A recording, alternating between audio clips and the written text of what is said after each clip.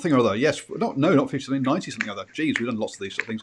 Anyway, lots and lots of shows. And this week we are talking about the Super Rugby end of season. We are going to be looking at the Sharks, the Chiefs, Highlanders, Lions, and Stormers, because last week we did the Rebels, Blues, Waratahs, Reds, and Sunwolves. And next week we'll do the top 5 once they've finished their season, because obviously the Crusaders and the Jaguares are still ongoing. Hi, I'm Paul, the guy behind DrivingMaul, your best place for rugby predictions and opinion. And joining me this week, just to be nice and confusing, I have Steve and Stephen. How are you doing, sirs? I'll start. Yeah, always a privilege and a pleasure to be on the TDM, and also great to have two Steves on this evening, aka Cornflakes. So I think we're in for a pretty good show this evening. Yeah, good way to start off. Be nice and confusing, isn't it? Yes, good to be back. I'm ready to pick on some more unwilling and poor little Super Rugby sides after last week. Poor little Super Rugby sides. Diddums. So we should first off, before we get there though, do a quick little news roundup. The All Blacks announced their squad about approximately an hour ago. We will go into that in depth tomorrow night on the All Blacks edition, so don't forget to join us at 8 p.m. for that. Stephen, Mr. Harris, you'll be happy that one of the things we've been discussing has been the All Black selectors. Can they change their mind? And it looks like they can, because they picked Mr. Webber there, so that's got to be a good sign. Oh yeah, definitely a mental shift. Not only just with Brad Webber, but we also spoke about the form during the season of Liam Cotman, and there's obviously they've overlooked Nathan Harris, no relation, I've got to say. So yeah, definitely capable of changing their mind, and they made a couple of other harsh calls there as well. Not so much harsh, but I think calls that we knew were coming. The likes of Waisaki Naholo not making the 41. Yeah, absolutely. So we'll go into that in detail tomorrow night. We'll also talk about the All Blacks jersey that's been officially announced now. I know we mentioned it last week on the All Blacks edition, but we can talk about it properly this week now. We've seen it in the full. And Steve, there was some other news you said that was massively important this week. Oh yeah, I almost forgot what you said then. Yes, of course, it will be the grand final of Super Rugby this weekend, but the best part about it will be that there's no Angus Gardner. So that's great. It will be Jaco Piper that is in control. So I'm really happy that we've gone the whole final series without Angus Gardner involved. So big smile for me, big thumbs up there for Sanzar. Not often I give Sanzar a thumbs up. So take this one and put it away in the back pocket. not a fan, Steve, are you? I take by that. Of Sanzar or Angus Gardner? Of Angus Gardner.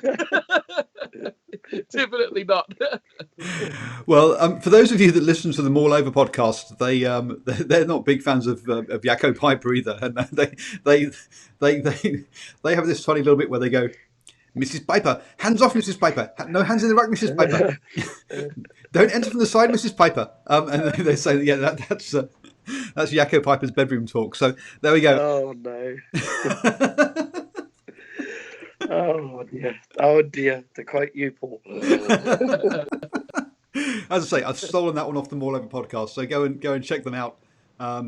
They down Exeter Way where I used to go to university. So they're a good crowd. Any other sort of rugby news before we get on to sort of having a quick look at the games and then have a look at the regular season? No. Super Rugby final. That's all the news we've got to talk about. Big dance. It's all happening. It is all happening. One thing that Stephen and I reviewed the games in detail last night, so go back and you can go back and look at that. But I thought I'd go away and have a look at some stats.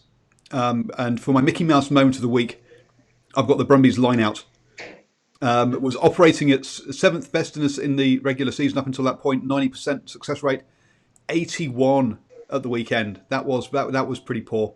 Any other Mickey Mouse moments of the weekends, boys? I've sort of sprung that on you.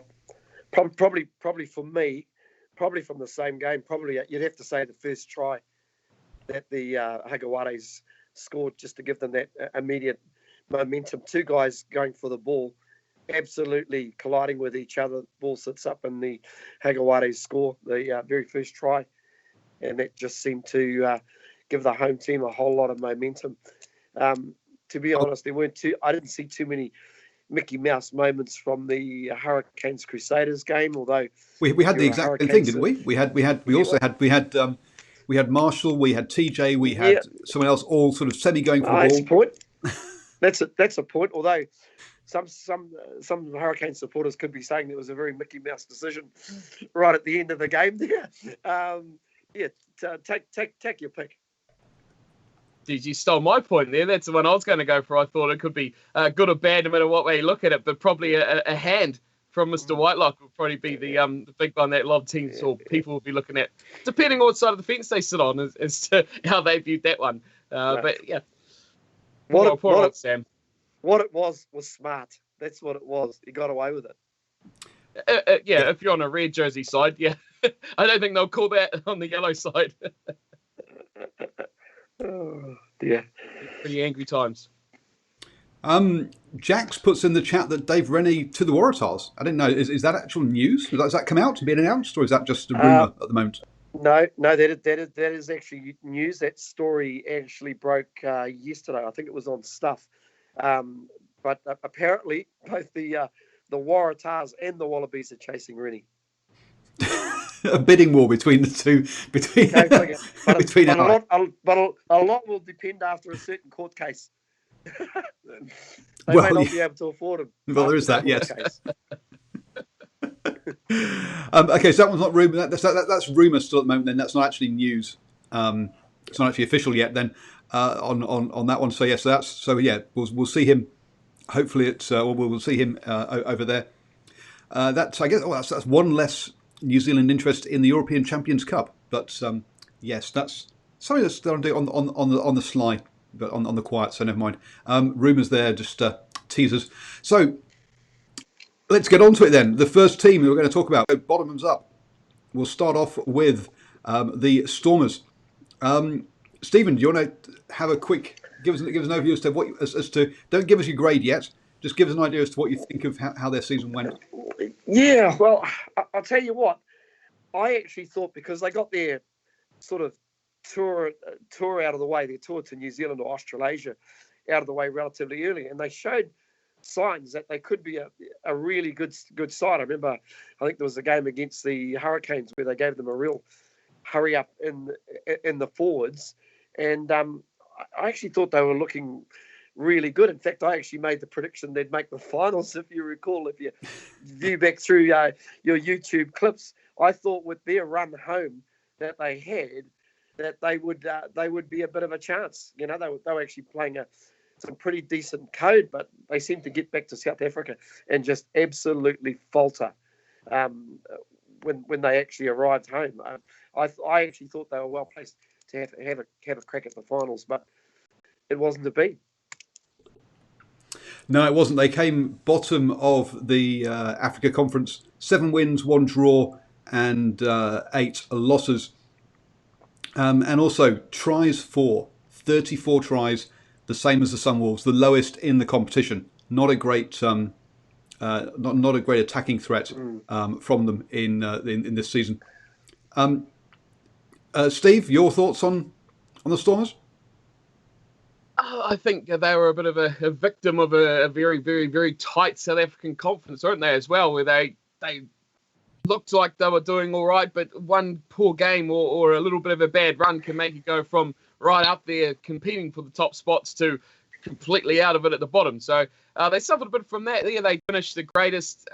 I mean, you can probably give them a little bit of credit because they were in the reckoning, in the running of things for pretty much all season and right till the very end. I mean, they're only a couple of points off finishing in third spot with the Sharks. So it could have been all been a lot different if they maybe won one more game or got one more good results. They could have found themselves in those playoffs, and that really would have been their benchmark, as most teams in their similar position would have been. So it definitely could have been better, but I don't think it was an ultimate and huge failure for them. Their attack was just 12th ranked in carries, 14th ranked on meters made. So even when they did carry, they didn't carry that far. 15th ranked on clean breaks, so last for clean breaks in the tournament. Only the Brumbies were 14th, sorry. But 7th for defenders beaten, which shows that they were a very blunt instrument, just bashing it up At Oh, the time. very much so. When you consider they had a lock playing in a number 7 jersey, Steph Toy, it probably tells you what sort of game plan they're actually looking at. I actually did think Kolisi, the captain, at times was very good for them, and then they lost him for a couple of games to injury, and then they looked like they had a bit of a purple patch. I think it was round 14 where they actually drew with the Crusaders, and you've got to say a little bit fortunately in that particular game, but for a TMO calling a forward pass against who was it? Enor, I think it was Enor to Severis, who put the kick ahead and scored in the corner, and they called it back. But that was a pretty creditable draw to get to 19 all. And then the following week they played the Highlanders at home and beat them 34-20. So they were actually well placed. But when you look at their back three of Williams, Sinatla, the sevens player, and Lates, the flying winger, they're not too bad. But I just suspect where a lot of their issues were in and around first five and second five. They tried a couple of different players, and Delonde, who's who, if you think back a few years ago when he played for the Springboks, we thought he'd be the next best thing, but I think he made his debut as a winger. But I think at second five, I don't think he's that great a distributor, guys.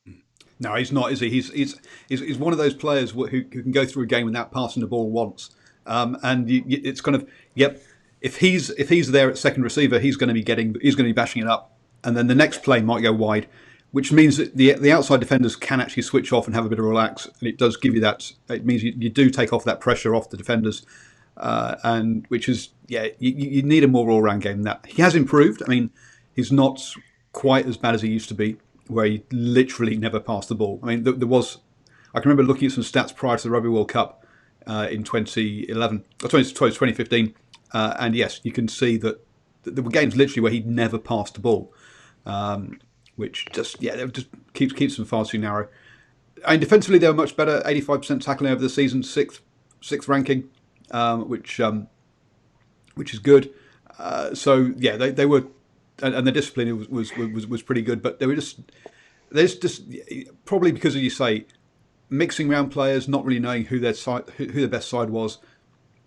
They had a good line-out maul, but it ended up looking like that's all they had, and they just amongst them. I remember I think it was the Blues game where you could actually see they came out and they played a set pattern, which was they would play it, so pass it twice, someone bash it up. The next play, the ball went all the way across the other side of the pitch, and they did that 4 times on the trot, and you could see the ball go either way. Like that is so. There was no playing the players in front of you. It was playing paint by numbers attack, and you, at this kind of level you can't get away with that.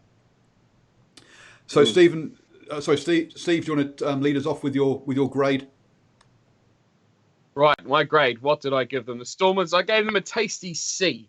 Which wow. Is I think it's a bit of a mark that would be a lot better if they got that one more victory that they're looking for. But I think overall for the Stormers, they can definitely build on what they've done. I think they've got a few guys that they'll probably look to develop on in the next season as well. I mean, you talked about key guys in that pack, but I think in the backs, Herschel Yankees was a guy that definitely was a big standout for them this year. I think he's been named their preliminary Springbok side as well that they're kind of playing with at the moment. So he's been a big jump up for them. But it's plenty to work on.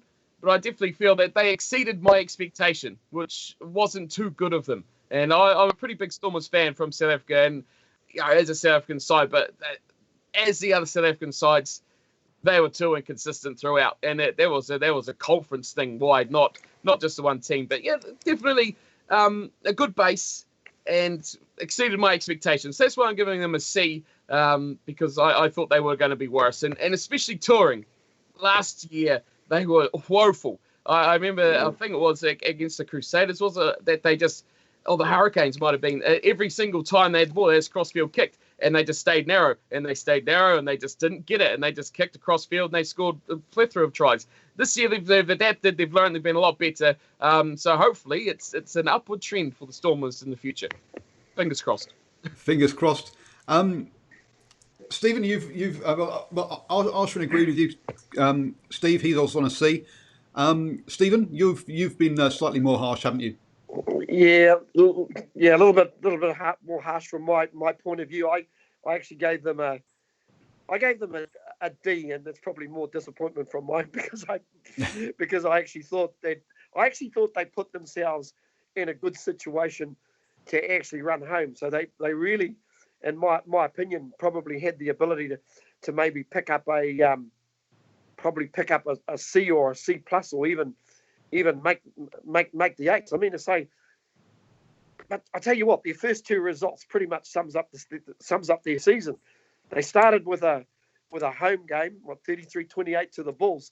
Then they played the same team the following week and got torn a new one by 40 points to 3. And then they played the Lions, got a 2-point win. And then they played the Sharks away and a 5-point win. And that just seemed to be their theme. Every team that they South African Conference team that they played, it got turned around and they lost to. Same with the Hagawares as well. When they sort of came over towards New Zealand, they played the Hurricanes first. I thought they were very unlucky in that game, 34-28. Then they played. They were a line out more away from winning that. Yeah, exactly. And they did well to hold the Blues. The Blues had to work hard to beat them 24-9. And then, of course, on the back of that, a couple of good performances in New Zealand, they go across and get beaten by the lowly Reds 24-12. And then they beat the Rebels. And then they lose to the Brumbies. And I thought that was actually a good performance against the Brumbies to go to Canberra and lose by 2 points. And then, yeah, it was up and down. I would love to give them a C, but I think for me, they sit at a D. If they can keep a lot of the core of those guys, I think it's a good thing. But I think they have to really think about what style of rugby that they want to play, because I think they're a little bit caught in that old South Africa type mold of play, line out, drive, maul, etc., etc. But man, when you've got a couple of Ferraris sitting in the garage, for crying out loud, take them for a spin. Yeah, Simon and Crazy NZ both agree with you in the live chat. I've been harsher. I've gone for an F. Sorry, if you finish bottom of the conference, that's a fail for me. And so yeah, they finished bottom of their conference, and therefore I've given them an F, which is the total opposite to what Michael Pullman's given them. Michael's given them an A. So I need to chat to him tomorrow night. We'll ask him on the All Blacks edition very quickly as to what he was thinking there. I want to know what Michael sips in that cup. Michael, what are you sipping, mate? So we're going to have to go on that one. I'll take the Lions because that then leaves Steve with the Highlanders, which is his home team, which I think will be nice. So the Lions, they came into this one as having made the last two finals. So you've got to say that that they were having been the best team in South Africa by a country mile for the past couple of seasons. We were looking at thinking that can they kind of continue that, and they really couldn't. They've lost too many players, particularly to Gloucester, but in general, and that really hurt them this season. Still not convinced by their head coach that replaced Ackerman as to whether he can. It's more the charisma side of things rather than the skills. He's been part of that setup for a long time now. He knows how they work and has all the technical skills, but I'm not sure he has the charisma to lift these guys up. And I think that a couple of injuries and the Lions were in trouble. They've got some great players still in Quagga Smith, Whiteley, etc. But they can't do it on their own. They need a few more around them, and they become a bit inexperienced. So I think they're into rebuilding phase now, really, for them. And it's a shame to see them drop down and not be the force that they were, because they were playing some nice rugby over the last couple of years. Steve, your thoughts on the Lions? Yeah, it's hard to give them anything positive, isn't it? After the team that they've been and the team that you probably expect them to be as well. And like you say, they lost a lot of guys, but they've still got a really good side they put together there. I mean, the key performances they had out of guys You go through that team. I mean, you can name them all over. The Malcolm Marks, the Quagga Smiths, the Whiteleys, who was in and out a bit of the side. They've still got, Yankees there. They've still got Mapu, guys that have done it before, like the Vorsters and the Combrinks, Skozans, Kudzias. You name all these guys. They've got a backline to really dream about. They just didn't really have that form. I mean, Lionel Mapu took a long time to get going during the season. He did show a bit of that form that we're used to seeing from him, and that express outside pace with guys like Deontay, who are just phenomenal, and can break a game open by himself. Just didn't see enough of him getting on that front foot. And I mean, it's hard to blame the pack, because it's a very good pack as well. They just don't seem to cohesively work as a unit as consistently as they did last year or the year before and things like that. So for me, playoffs is a real marker for these sort of teams, as their performances, whether positive or negative. For a team like Lions, have been so good for a number of seasons now, to not make that pivotal difference is big for me. So it's all disappointing for the Lions for me. Great team, great players, just not up to expectation for mine. And they, I think, have a lot to work on in future seasons as well. And it's hard to really see how they're going to improve too much when they're already quite good as a team. So yeah, maybe like you say, is that the coaching not getting them the best out of these players like they were in previous seasons as well. So we'll see what happens in their future, but definitely a lot to be desired, I think, from my perspective on the Lions.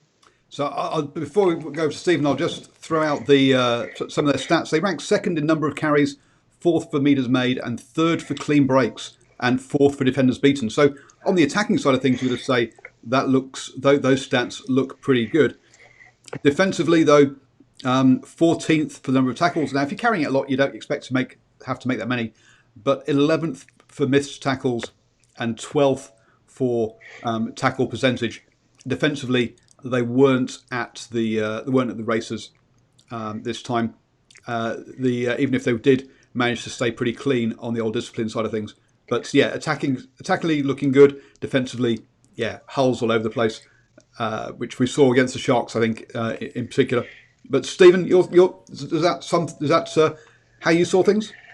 Yeah, pretty much. You could arguably say their best performance of the season was in round 10, 23-17 victory over the Chiefs. If you recall, when some really weird things happened before the game, I think they named their team very, very late, and they'd even changed a couple of players when the team actually ran out. And I thought that was quite a gutsy performance, where they pretty much dominated that game, if I recall, for a good 60, 65 minutes before the Chiefs came storming back in the last 15 minutes. Arguably their best performance. And funnily enough, I think that was maybe round 10 or 12, but round 9, their poorest performance was a home game against the Sharks. Got absolutely torn, and 42 points to 5 is a pretty unacceptable home performance, fellas. Yeah, disappointing. And Steve mentioned some of their backs before. Kutsia, or he's a Springbok fullback. You've got Yanchez who's there, first 5, second 5. Mapu, who's played for the Springbok. Deontay, who's played for the Springboks. So once again, they got quality, but I got to say, the biggest disappointment for me in the Lions this year was Malcolm Marks, guys. He's so highly ranked. Sometimes you saw snapshots of how good this fella can be, but I reckon he was pretty much down on form where he was years previous, guys. Yeah, and I'm not sure it feels like you can say that about a lot of players, that they started slowly and then sort of built up. I'm not going to line out stats, but I seem to think that he kind of also lost his way with his as well. Yeah, it isn't perhaps was a couple of seasons ago. He's not the Lone Ranger there when it comes to cricket.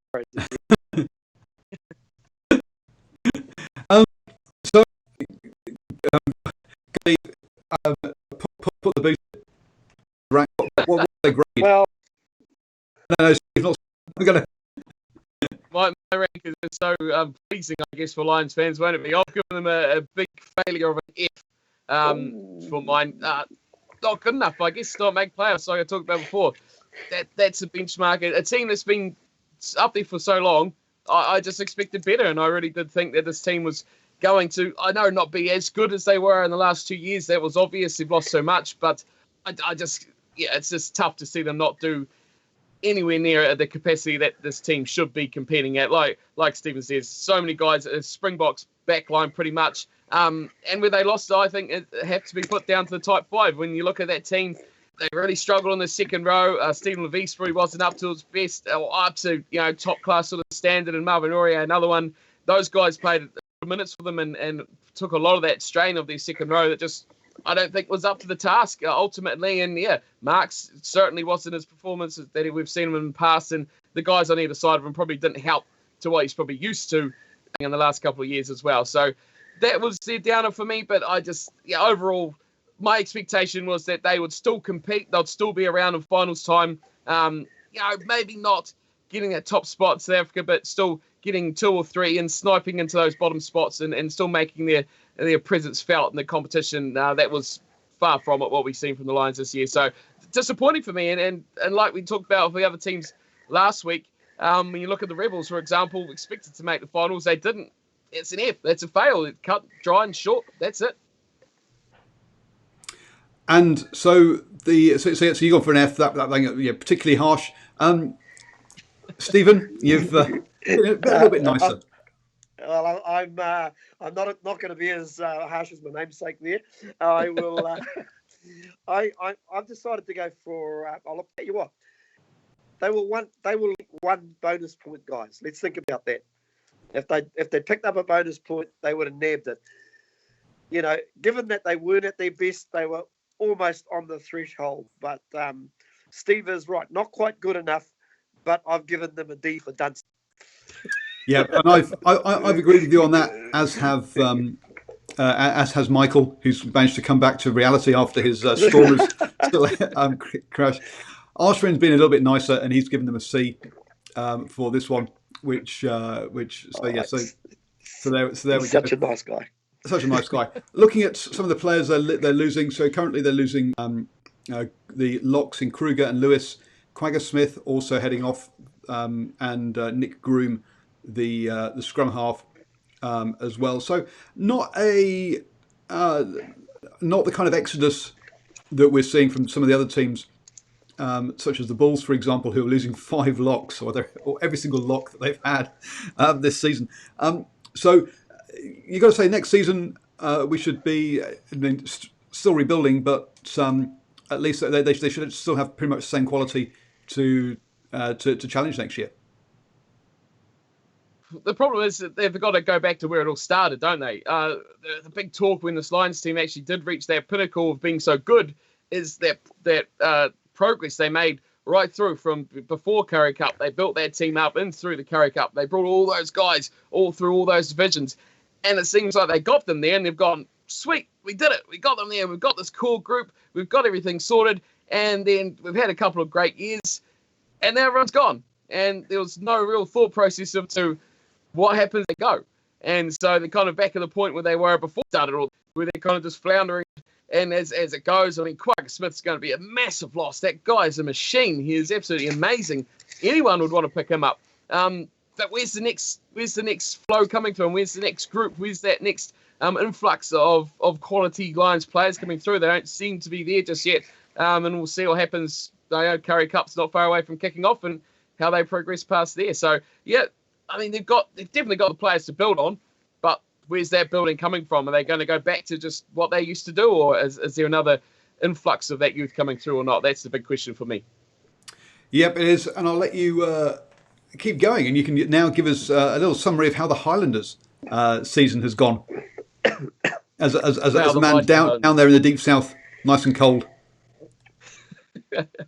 It's not that cold. Now the mighty Highlanders, well, you can sum up the Highlanders most seasons by kicking things off by saying they're not expected to do that well. All their season is based on a couple of guys staying injury-free, etc., yada, yada. It's always the same old story with the Highlanders. And they didn't do that, really, did they? Ben Smith was injured for a good portion of their season, and the playoffs. Let's be fair, that's what it's all about, especially for the Highlanders. They made it to that golden mark of getting into that next round. Yes, it was by the skin of their teeth and they didn't have much left to do with it, but I think Highlanders team just has this ability to produce players, and it just produces guys that step up. We've seen it with the All Black team name today. We've got another layer to that amazing team down there doing the good job. But yeah, it's a team that performs very, very well. They were missing key guys throughout the season. Naholo, of course, wasn't really the Naholo we've seen in previous years from him as well. And yet we did things with a shoestring budget, if you'd probably call it that, with what we had. A lot of guys performing above their expectation and getting the results we need them to get. So really, I can only give them a positive. They smashed the Waratahs down here, which was just the greatest thing in the world because the Waratahs are the arch enemy. And they probably had a few points where things didn't go too well for them. Obviously, the draw, or the called-off game with the Crusaders could have been interesting to see how they're trekking at that time because that was an interesting part of their season. But I think overall it's been a pretty positive sort of year for them. And as we always say after Highlanders, there's always, that next layer. They've always got players coming through and they're always building and developing and always punching far above their weight. So without going into too much nitty-gritty detail about their results and everything like that, I'd give them a pretty good rating and another season of building through depth, which they just seem to continuously keep doing year after year after being discounted all the time. And, no Ben Smith, no problem. We've got old Josh Mackay down there. So it's all right. No worries. No need to rebuild. We'll be fine next season. Don't worry, Paul. It's all good. We'll get into how they're tracking in the future in a second. But just quickly on their ranks, 13th for number of carries, 10th for metres made, but 6th for clean breaks. So they really know how to use the ball when they've got it. And 8th for defenders beaten. On the defensive side of things, 12th for number of tackles, 13th for missed tackles, and 13th for tackling success rate. So 82%, not great on that side of things. But number one for discipline. So they didn't give up many penalties. Stephen, your thoughts? Are you as positive as Steve is around that one? That hey, they made the playoffs, therefore everything's not too bad. Well, sort of like the Lions, just missing out by a point. They actually scraped in by 1 point, and I don't think we should actually forget that. At the end of the day, guys, I'm just trying to sort of work out or think in my own mind what was their best performance of the year. I thought their round one performance when they played the Chiefs at Waikato, a man down. Did they have a man sent off? Was Tompkinson, I think, was either sent off or... They got the first red card of the season, didn't they? Yeah, first red card of the season. And, boy, they showed some ticket to win that game. And I thought, oh, man, they've still got that steel about them. But then from there on out, it's almost like they... Oh, how can I say that? It's almost like they sort of stumbled upon their way.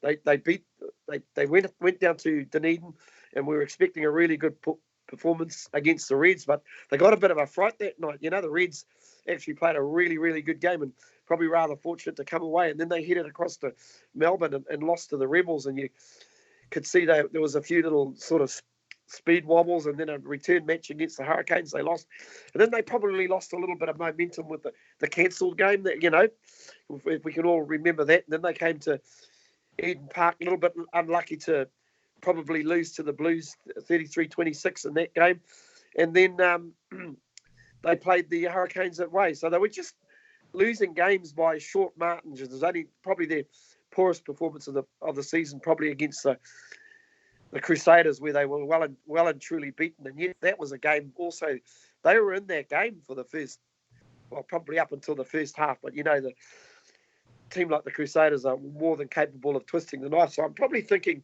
maybe one of their better performances. In fact, one game I really enjoyed the most, and ironically, they had two draws in this particular. Was it two draws, Steve? I think they had during the season. Sure. They had two draws and, of course, a cancelled game. Yeah, technically three draws, I suppose. Yeah. But the game that I enjoyed probably the most, and it's because we did a showdown at Sports Zone Bar and at Sky City. Paul and I, was the 31-all draw with the Chiefs. I thought that was an absolutely fantastic game where I think at the end of the day, no team knew how to win. But I also think in terms of performances, I actually thought their performance against the Blues at home was a really good performance when they shut out the Blues in the second half after looking probably a little bit wobbly for the first 30 minutes or so, Steve.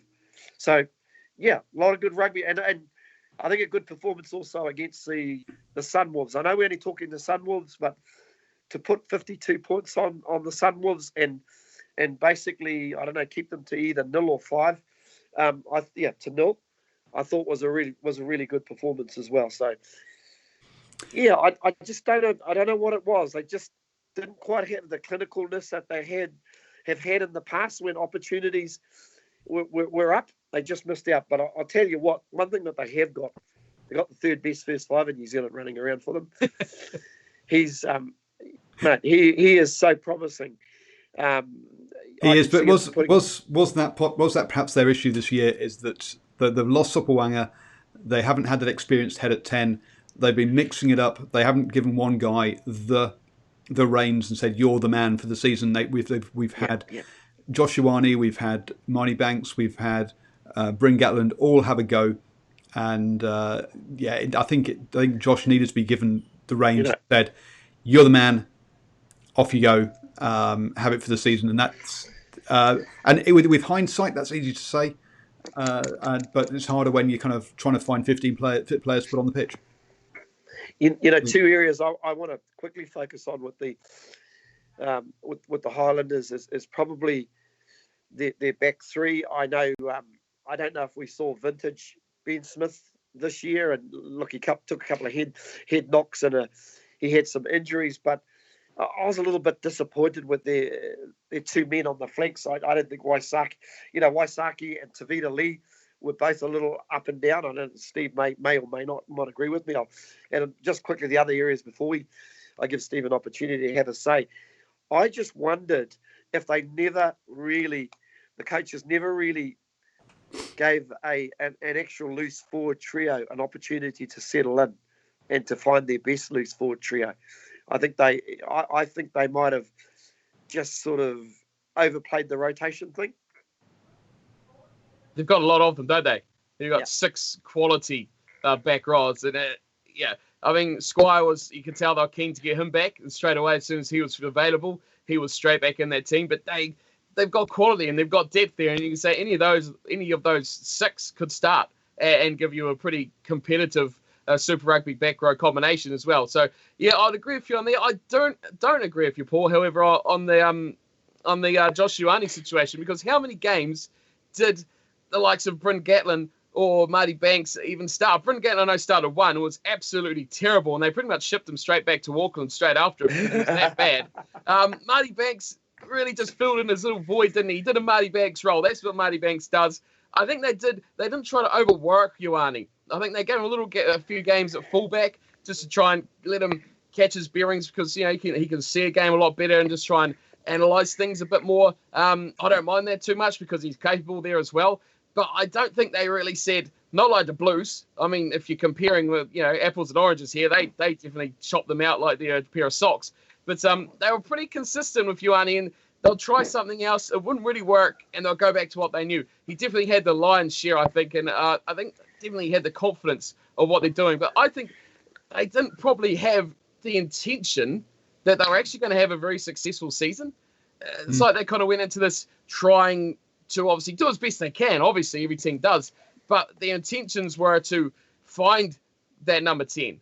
And I think they probably did that a bit easier than they thought. I think Ioane did kind of swim faster than he sunk in that situation. So they probably did that a bit easier than they were expecting. And the combinations there with Aaron Smith all gelled pretty well.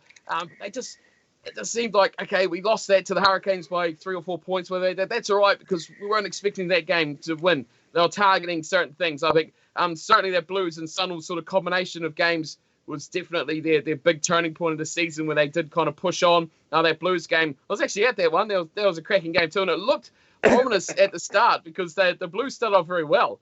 And they were in that game, and I was sitting next to a Blues fan at that one, and they were getting all into it. By the 60th minute, they were pretty much crying into their scarf. So it was quite great as a Highlanders fan to that one. But yeah, they really did shut them out, really did show them control, I guess, of a match, which was great. And yeah, I think they could definitely look at that and next season take that sort of learnings with them and go for it. Great. What's the letter? I think, off the top of my mind, was a B. Wow, nice, I should agree with B. you on the B.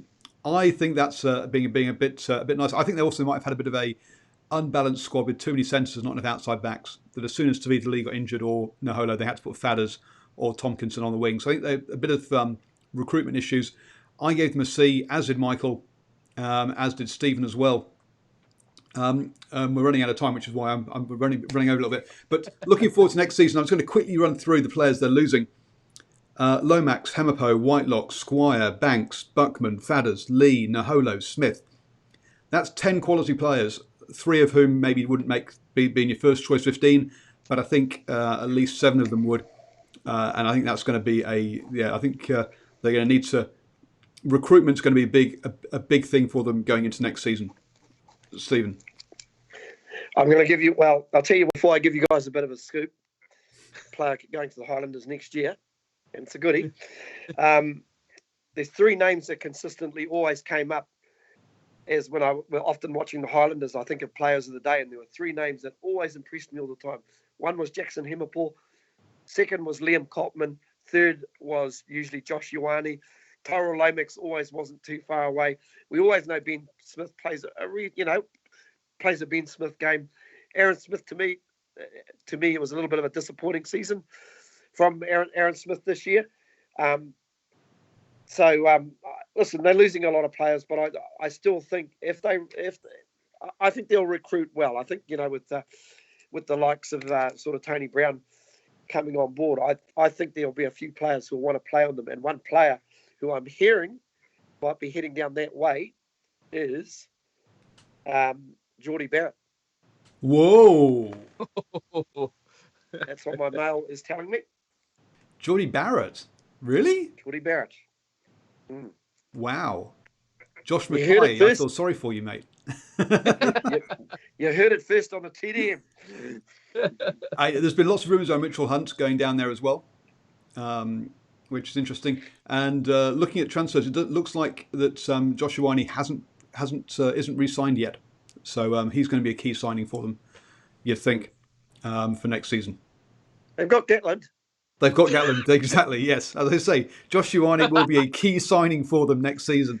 And Marty Banks, who was the man of the match for the Hurricanes in round 6 when the Hurricanes beat the Highlanders. So Marty Banks. I think Marty Banks is going to NTT Docomo Red Hurricanes. That's I'm winding Steve up. It's a sad statement. Bryn Gatland's the only contracted number 10, isn't it, in the side as we stand at the moment? So that's not very good. I'll tell you what, a disappointment for me, and that he's away to Japan, is Tavita Lee.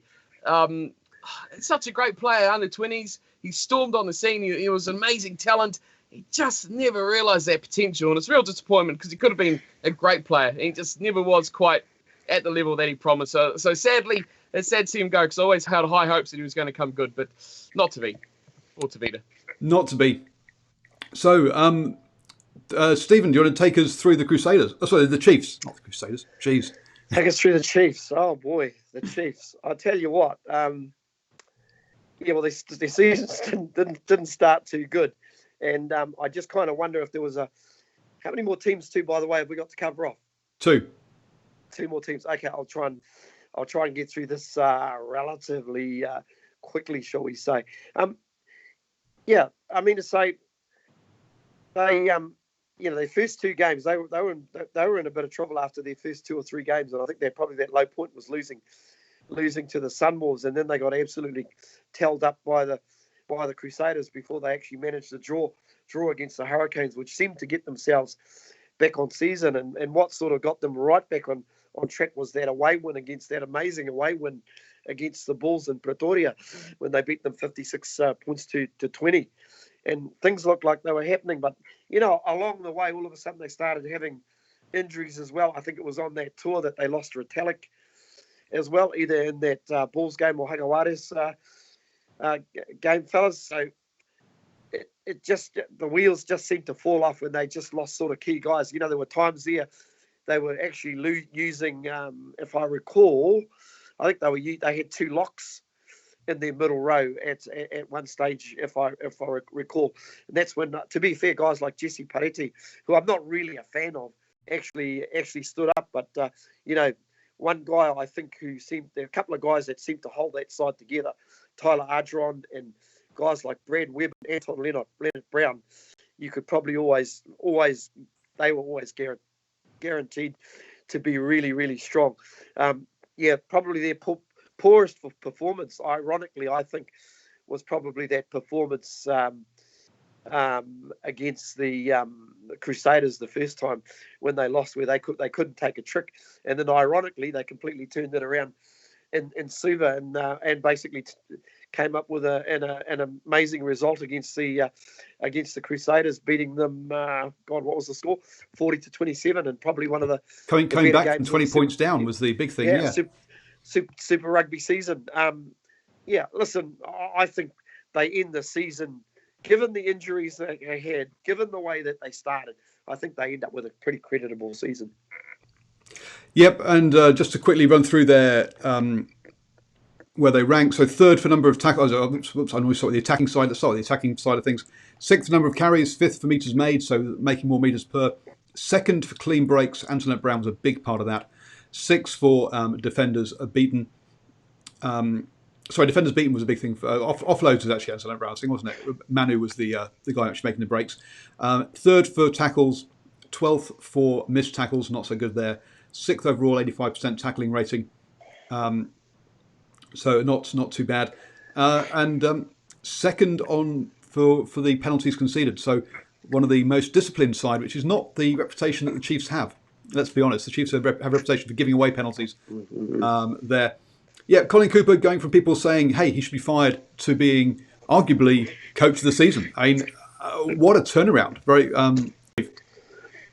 Yeah, I mean, you look at their fixtures, don't you, and you see loss, draw, which was like, oh, how'd that happen against the Hurricanes? It always come out of nowhere. And that kind of pivoted their season. But, yeah, you're writing them off. And I tell you, one man, he's all in the news, isn't he, Brad Webber, for all the good reasons. But as a captain, I love watching his post-match interviews, because the guy wears his heart on his sleeve. And you don't need to watch the game. You just need to watch his post-match interview, and you know exactly what happened. Because if they won... the smile's beaming, and he is in there, and he's loving the boys, and that they lose. No whole bars. He's going in and he's saying that it wasn't good enough. We didn't do this. And I love seeing him as captain. Just the way that he portrayed the game at the end was great to see. So it was a bit of a shame when he lost that later on in the season, when actually getting back on that winning horse. But yeah, season of contrasting fortunes, wasn't it? And how they turned that around was phenomenal. And so many guys in there you can pinpoint. But you've already mentioned those key guys as well, Leonard Browns and Brad Webber. Most notably, I think he was the guy that was the catalyst for this team coming back from nowhere. He's just been fantastic this year, and has a big star next to his name for Super Rugby in 2019. But yeah, what else do you say about the Chiefs? Great turnaround, great comeback, and that Crusaders game in Fiji, certainly, I think that encapsulated this season in a game. So poor to start with. Got a bit of life back, and then finished really, really strongly. And I think to make the playoffs after what they had was a phenomenal effort. Yep, I've given them a C, as has Michael. Stephen, you've gone the same way. Yeah. But Steve, you've a B, same as Ashwin. I mean, we know Ashwin ranks highly, gives people nice grades, but a B, Stephen. Steve. That's a very positive note for them. Yeah, well, their season was over, wasn't it? At one point, it was very easy for them to go, "Hey, okay, we're done." No, I mean, put the fork in. We are absolutely done.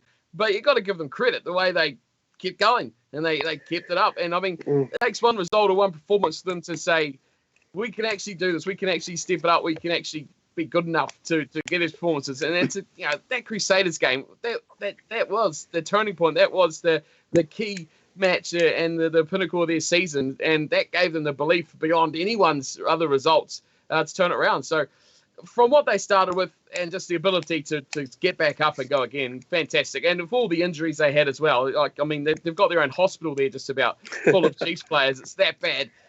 To bring all those guys through and still perform. Everyone's like, Mackenzie's out, see you Chiefs. No, they stepped up and good on them. They got the best out of, I think, what they had.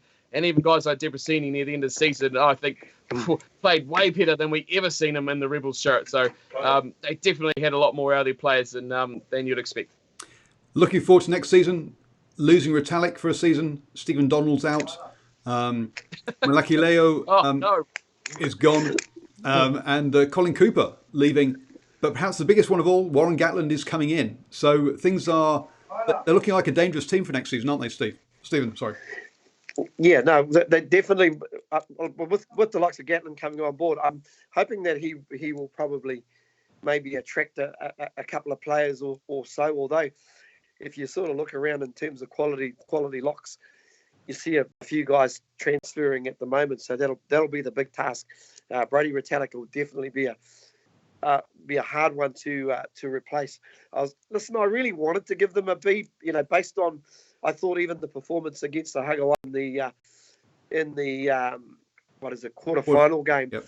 Yeah, I they did have the winning of that game, and ironically enough, that seemed to change when Debrasini left the field. But just sort of still fresh in my mind was also not just the Crusaders loss, but losing heavily to the Sunwolves at home. Yep. That was a tough one. Yeah, listen, I probably could have given them a B. In fact, I probably should have given them a B, but unfortunately, it's down on the record.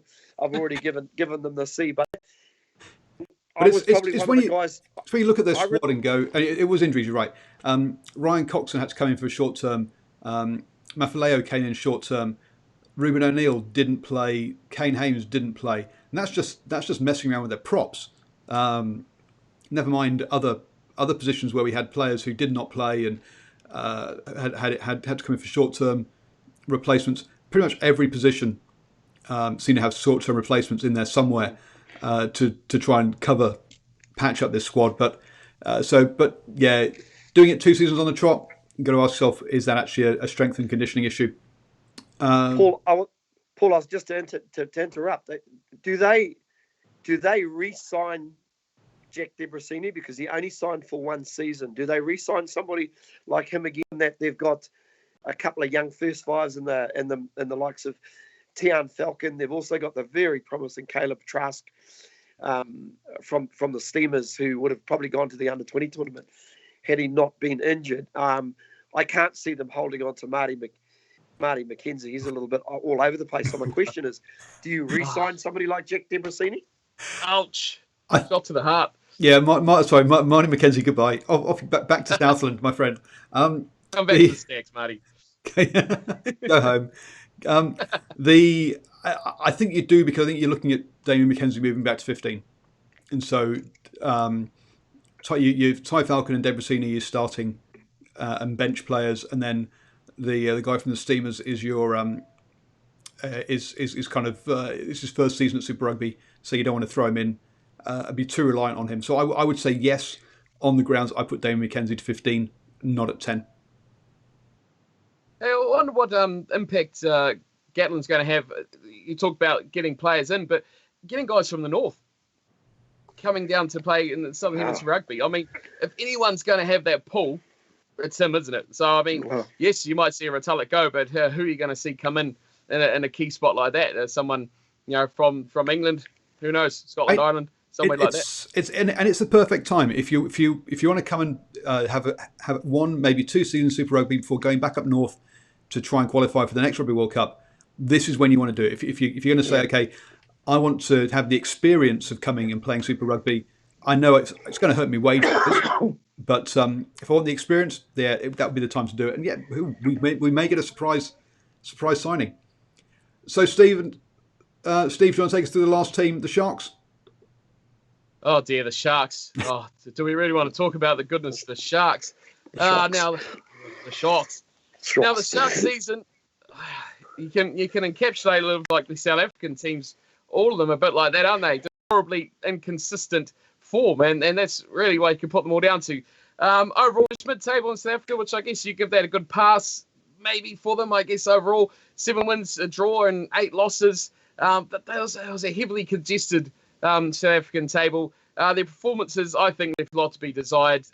Not getting the best throughout these seasons. So the Sharks, for me, not greatest. I think coaching is a big question mark that you'll probably talk about with this team. Coaching, dad, and inconsistency. That'll sum up my Sharks season in 3 words. Yeah, Robert du Preez picking Robert du Preez at 10 was just a real bad. It looked bad. the optics were bad, and the fact that the results didn't come, it was also bad. Quickly, their rankings: 5th for number of carries, but 8th for meters made with those carries. 13th for clean breaks, 11th for defenders beaten. Yeah, they ran into a lot of brick walls. They were there was not much finesse about this team that was really sparkling with talent. Defensively, 9th for number of tackles made, 3rd for missed tackles, didn't miss many, 2nd for tackling success rate, 86%. So pretty impressive there. The just quick check on the discipline side of things. They ranked 7th for that, so not too mid table there. That's that big thing about the Sharks, isn't it? Is the talent they have, or how they should play on paper, and then what they put on the pitch on the grass was just sporadic at best and absolutely downright awful most of the time. So yeah, it's a question of unfulfilled potential, isn't it, Stephen? I know one of our guests, our regular guests, former rugby correspondent in South Africa, John O'Connor, often told me, listen, they're probably the best team in South Africa, but probably the poorest coached team that's over there. Oh, he went bigger than that. The most talented team in Super Rugby, he reckons. But the worst coached team in Super Rugby. Well, what sums up one of the real oddities of this team is an away performance where they beat the Lions 42-5, and you should be cock a hoop, and you go home and get torn a new one by the Hagawares 51 points to 17. Crazy, probably their worst performance of the season. And ironically, their best performance of the season, a 21-all draw against the Crusaders, where you could arguably say they're a bit unlucky, fellas.